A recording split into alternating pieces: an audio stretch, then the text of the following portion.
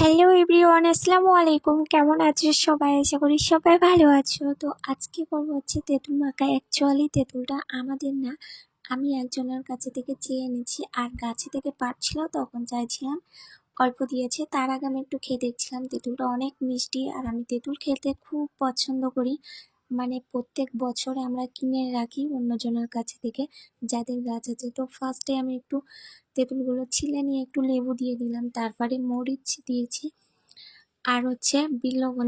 যে আমার ভিডিওটা দেখছো, একটা লাইক কমেন্ট সাবস্ক্রাইব অবশ্যই করো, তোমরা না সাপোর্ট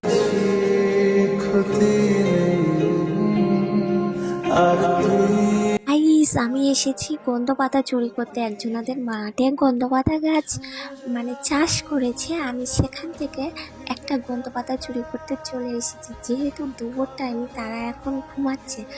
আর এই দেখো, এটা হচ্ছে গাজর গাছ।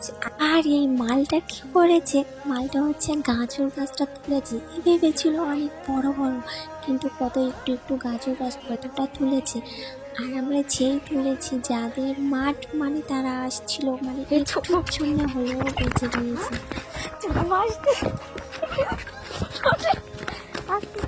দিন আমরা বাড়ি চলে এসেছি গাইস, আর একটুর জন্য হলেও আমরা বেঁচে গিয়েছি। সত্যি কথা বলতে, জীবনে সারা জীবন মনে থাকবে কারোর কাছে থেকে কিছু চুরি করা।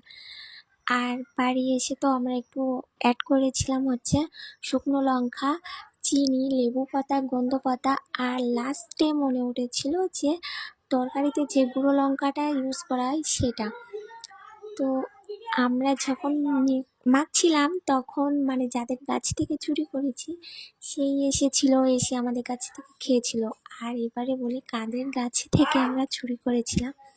আমার ছোটো মাদের গাছ থেকে চুরি করেছিলাম।